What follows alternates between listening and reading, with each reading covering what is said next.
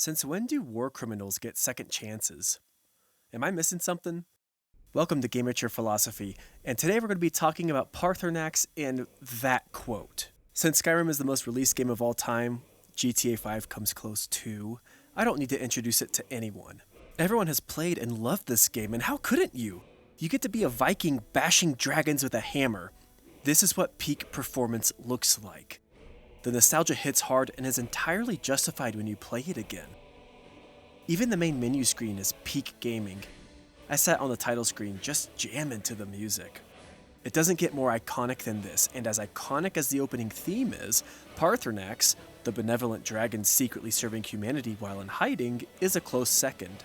This gentle giant guides you through your quest to stop the Dragon Invasion 2 Electric Boogaloo, and what could go wrong? After you've had your first battle with Alduin and you've been sent on your latest fetch quest, it's revealed that he was Alduin's right-hand man, or dragon, and participated in the enslavement and general oppression of humanity for the Destroyer of Worlds. He's the Goebbels to Dragon Hitler. When you confront him over this, he says his iconic line that ends up in every coolest lines in video games ever list. What is better, to be born good or to overcome your evil nature through great effort? On the surface, this is a great line, but setting aside the cool factor, we have to look at who is saying it because context matters a lot, especially when it's coming from someone involved in attempting to eradicate humanity and the world. All well and good, but did you know that he was Alduin's chief lieutenant in ancient times?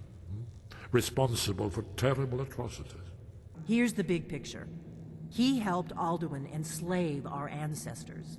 He may have betrayed Alduin in the end, but that makes him worse, not better.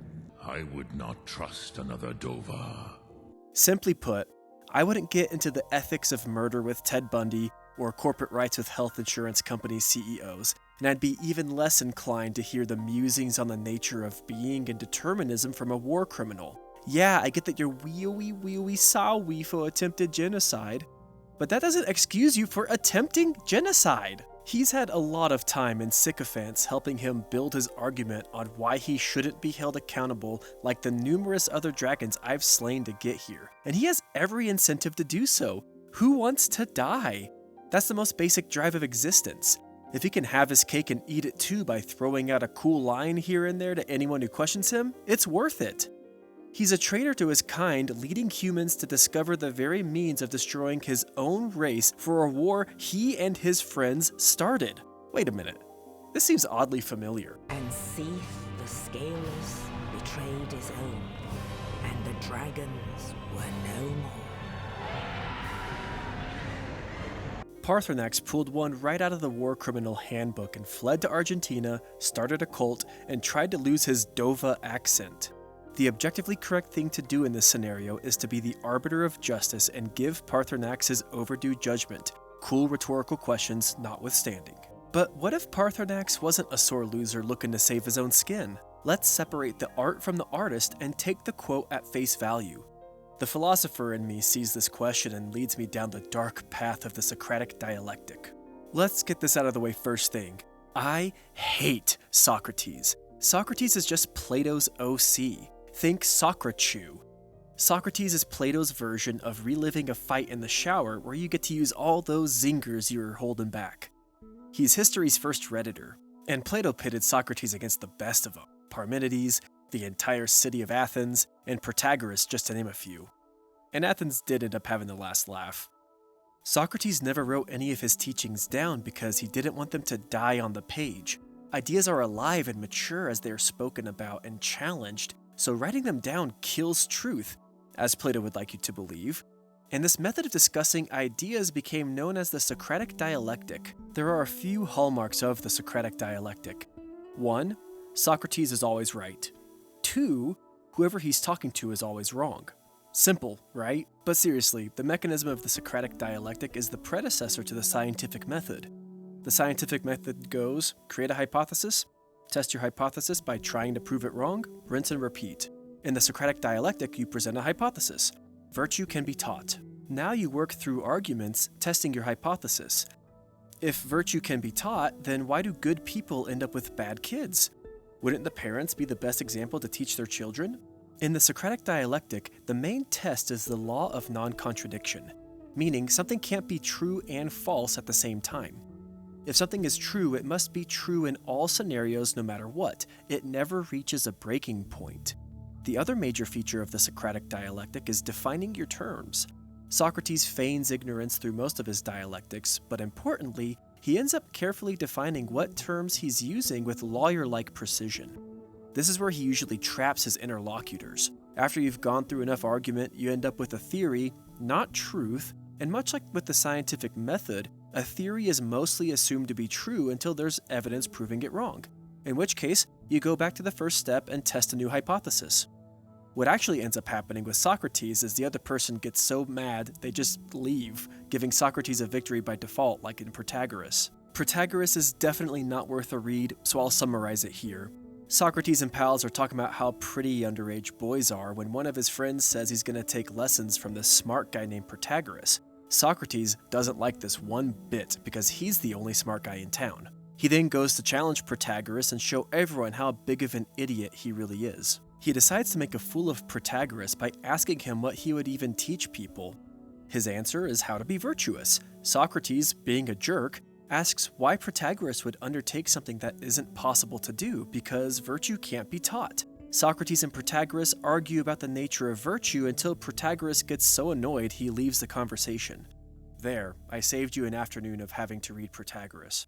Underlying the main argument of the book is Socrates' prejudice that people are virtuous innately, something which rears its ugly head in the Republic. But in the modern era, I think it would be more sympathetic to Protagoras and his endeavor. At the very least, this is what Paarthurnax appeals to with his quote, "What is better, to be born good or to overcome your evil nature through great effort?"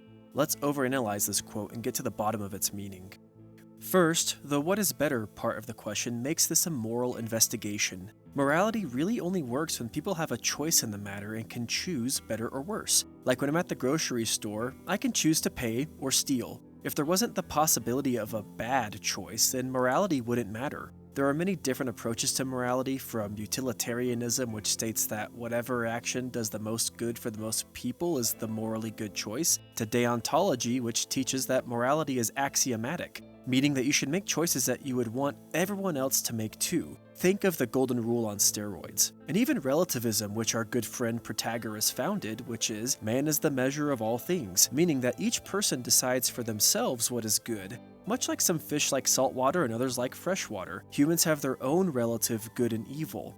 All these moral philosophies assume choice or free will, because if you can't do otherwise, then morality isn't possible. A great way to illustrate the power of choice is to compare a serial killer to a shark.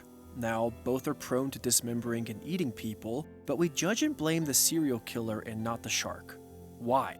Well, the shark doesn't have a choice in the matter. It's just doing what a shark does without malice or hate, just natural necessity. A serial killer, however, gets the full book of the law thrown at them because even if they pled insanity, deep down we know that they could have done better or different. They get punished while, unless the shark is the star of Jaws, the shark roams free. Morality is contingent on free will, which leaves us the possibility of choosing good or evil. Now to the second part of Paarthurnax's quote, being born good or overcoming your evil nature to become good. This assumes that people are born either good or evil, which goes back to Socrates and his fight with Protagoras. Socrates arguing that virtue or goodness is innate to you. And on the flip side, you have something like tabula rasa, or blank slate, which is attributed to John Locke in the modern era but goes back to at least Aristotle. The idea is that humans are born as a blank slate, completely free of any influence, prejudice, or predisposition. Under the tabula rasa dogma, you aren't born good or evil, you learn good or evil through your lived experience. The only reason children then would act like their parents, for better or worse, isn't because they inherited that disposition, but learned it.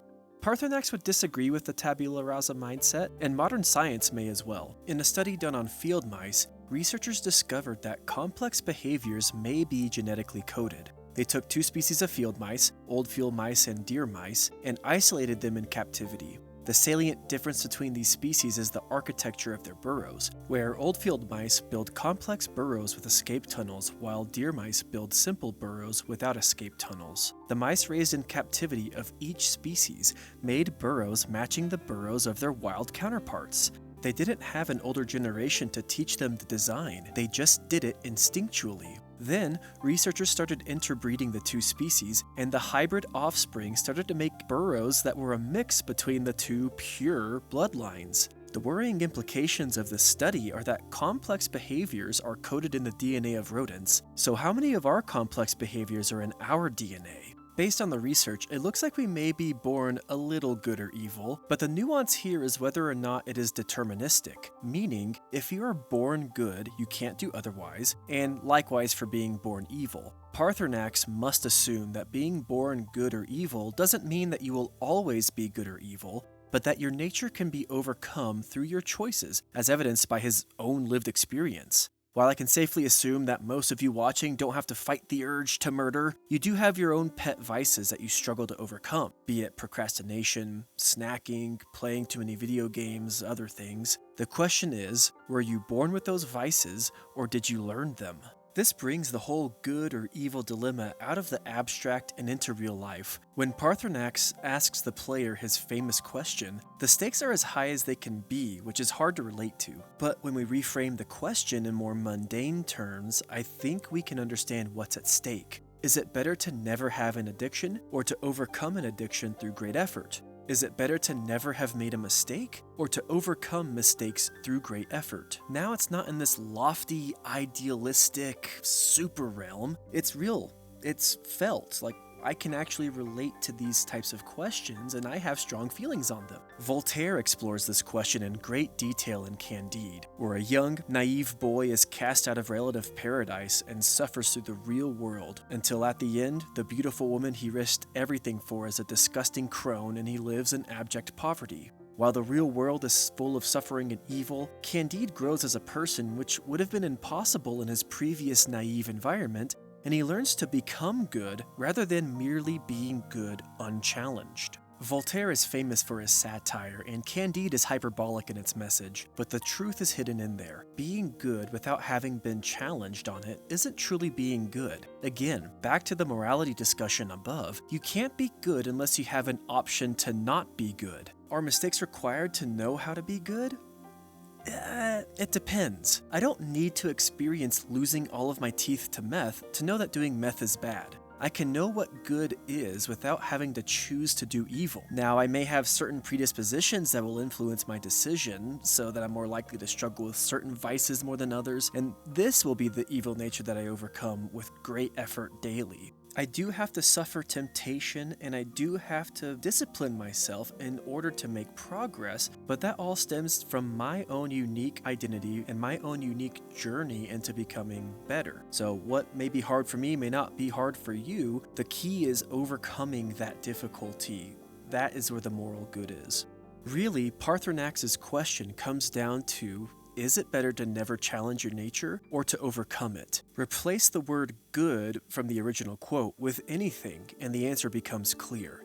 It is better to grow and challenge yourself rather than never make progress because you are who you were meant to be.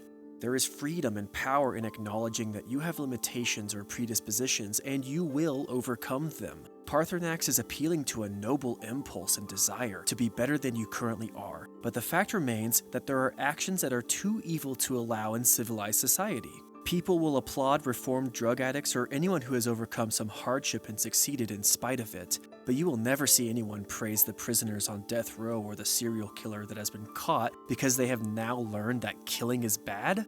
No matter their personal growth, they cannot be reintegrated into society. From a moral/philosophical perspective, it is better to overcome your nature and be better. But practically, there is a limit to what society will allow for you to overcome, and attempted genocide is just a smidge past the limit. Paarthurnax taps into a really powerful message that you can be better than you currently are, that personal growth is not only possible, but morally correct. His shortcoming is that he doesn't acknowledge that there are acts too atrocious to forgive. Even if he has overcome his evil nature, he still has to be held accountable for the evil he committed. I'm no determinist, But actions have consequences, and poor old Paarthurnax is going to have a nice long talk with the Hammer of Consequences. At the end, he was just Paarthurn-asking the wrong question. Well, I finally finished this video. I had to rewrite the script entirely, so I snuck in that Outer Wilds video. This has always bugged me as why everyone glorifies Paarthurnax when he's just evil, or was evil. Either way, like, great, he learned, but you still have to pay for what you did. Stay tuned for what I've got coming next, more philosophy of science, more philosophy of whatever else I'm thinking, and like and subscribe. I love you. A new hand touches the beacon.